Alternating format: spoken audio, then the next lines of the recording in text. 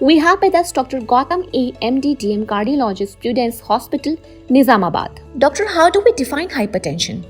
And when should we conclude that the person has hypertension? నేను doctor Gautam రెడ్డిని మాట్లాడుతున్నానండి. నిజామాబాద్లో ప్రుడెన్స్ హాస్పిటల్లో కార్డియాలజిస్ట్ వర్క్ చేస్తున్నాను. బీపీ అనేది ఎప్పుడు నిర్ధారిస్తాము, ఏ వాల్యూ కంటే ఎక్కువగా ఉంటే బీపీ కన్సిడర్ చేస్తాం అనేది మన మొదటి క్వశ్చన్. అయితే ఏంటంటే మనకు డిఫరెంట్ గైడ్ లైన్స్ ప్రకారం డిఫరెంట్ కట్ ఆఫ్స్ ఉంటాయి బీపీకి అనేది. మనం ఆఫీస్ బీపీ అని అంటే జనరల్గా హాస్పిటల్లో బీపీ చెక్ చేసుకున్నప్పుడు 2 సార్లు కానీ అంతకంటే ఎక్కువ కానీ 140/90 బీపీ ఎక్కువ వస్తే మనం బీపీ ఉన్నట్టుగా నిర్ధారించబడాల్సి వస్తుంది. కొన్నిసార్లు ఏంటంటే ఇంటికాడ చెక్ చేసుకున్న బీపీలో 135/85 కంటే ఎక్కువ వస్తే బీపీ ఉన్నట్టుగా నిర్ధారించాల్సి వస్తుంది. అయితే ఒకటే రీడింగ్ కాకుండా 2 కానీ 3 రీడింగ్లు, అది ప్రాపర్ డాక్టర్ చెక్ చేసిన తర్వాత ఎక్కువ వస్తే వాల్యూ అప్పుడు మనం బీపీ అని నిర్ధారించాల్సి ఉంటుంది. Doctor, can high blood pressure be completely cured? నేను డాక్టర్ గౌతమ్ రెడ్డిని మాట్లాడుతున్నానండి. నిజామాబాద్లో ప్రుడెన్స్ హాస్పిటల్లో కార్డియాలజిస్ట్ వర్క్ చేస్తున్నాను. అంటే మనకు సెకండ్ క్వశ్చన్ వచ్చేసి ఏంటంటే బీపీ అనేది కంప్లీట్ గా క్యూర్ అవుతుందా లేదా అనేది. అయితే బీపీ అనేది ఏంటంటే ఇది కంప్లీట్ గా క్యూర్ అయ్యే జబ్బు లాగా కాదు. బీపీ అనేది ఇట్స్ డైలీ ప్రాసెస్ లాగా ఆల్మోస్ట్ మనకు. ఇప్పుడు బీపీ అనేది ఒకసారి నిర్ధారణ అయితే అది జీవితాంతం ఉంటుంది. కాకపోతే బెస్ట్ థింగ్ ఏంటంటే మనకున్న అవైలబుల్ మెడికేషన్స్ తోటి బీపీ అనేది ఆల్మోస్ట్ నియర్ నార్మల్ గా వేరే వాళ్ళకి బీపీ లేని వాళ్ళకి ఎలా ఉందో అలా మనం మెయింటైన్ చేయడానికి అవకాశం ఉంటుంది అన్నట్టు.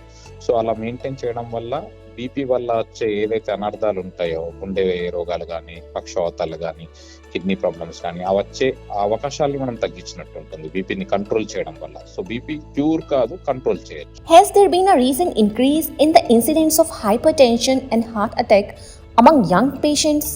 If yes, what could be the underlying cause? నేను డాక్టర్ గౌతమ్ రెడ్డిని మాట్లాడుతున్నానండి. నిజామాబాద్లో ప్రుడెన్స్ హాస్పిటల్లో కార్డియాలజిస్ట్ వర్క్ చేస్తున్నాను. మూడో ప్రశ్న వచ్చేసేసి ఈ మధ్యలో కొంచెం మధ్య వయస్సులో ఆరు యంగ్ వయసు వాళ్ళకి గుండె జబ్బులు అనేవి పెరగడం కానీ, బీపీ పెరగడం కానీ ఏది రీజన్స్ అయ్యి ఉండొచ్చు అన్నట్టుగా మూడో క్వశ్చన్.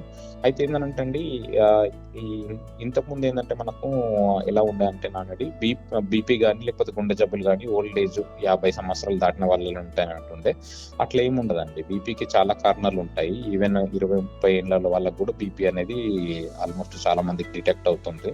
అయితే అందులో సెకండరీ హైపర్ టెన్షన్స్ అని ఉంటాయి.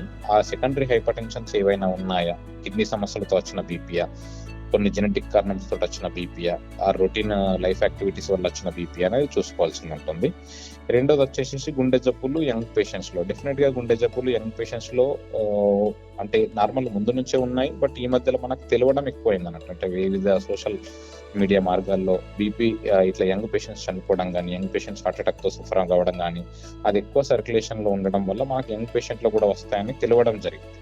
అయితే డెఫినెట్ గా ఏంటంటే యంగ్ పేషెంట్స్ లో కూడా సడన్ కార్డియాక్ అరెస్ట్ కి గుండె హార్ట్ అటాక్ కాకుండా వేరే కారణాలు ఉంటాయి. గుండె ఎరిథ్మియస్ అని కానీ, గుండె లోపల ఉన్న రక్తనాళాల్లో రక్తం గడ్డగట్టడం కానీ, ఆర్ హార్ట్ అటాక్ కానీ, కొన్ని రకాల హార్ట్ అటాక్స్ కూడా యంగ్ ఏజ్ లో రావచ్చు.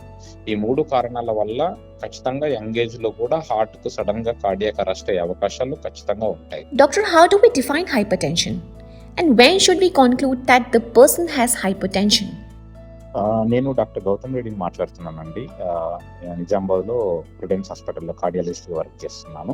బీపీ అనేది ఎప్పుడు నిర్ధారిస్తాము, ఏ వాల్యూ కంటే ఎక్కువగా ఉంటే బీపీ కన్సిడర్ చేస్తాం అనేది మన మొదటి క్వశ్చన్. అయితే ఏంటంటే మనకు డిఫరెంట్ గైడ్ లైన్స్ ప్రకారం డిఫరెంట్ కట్ ఆఫ్స్ ఉంటాయి బీపీకి అనేది. మనం ఆఫీస్ బీపీ అని అంటే హాస్పిటల్లో బీపీ చెక్ చేసుకున్నప్పుడు 2 సార్లు కానీ అంతకంటే ఎక్కువ కానీ 140/90 బీపీ ఎక్కువ వస్తే మనం బీపీ ఉన్నట్టుగా నిర్ధారించబడాల్సి వస్తుంది. కొన్నిసార్లు ఏంటంటే ఇంటికాడ చెక్ చేసుకున్న బీపీలో 135/85 కంటే ఎక్కువ వస్తే బీపీ ఉన్నట్టుగా నిర్ధారించాల్సి వస్తుంది. అయితే ఒకటే రీడింగ్ కాకుండా 2 కానీ 3 రీడింగ్లు, అది ప్రాపర్ డాక్టర్ చెక్ చేసిన తర్వాత ఎక్కువ వస్తే వాల్యూ అప్పుడు మనం బీపీ అని నిర్ధారించాల్సి ఉంటుంది. Public awareness initiative by Glenmark Pharmaceuticals.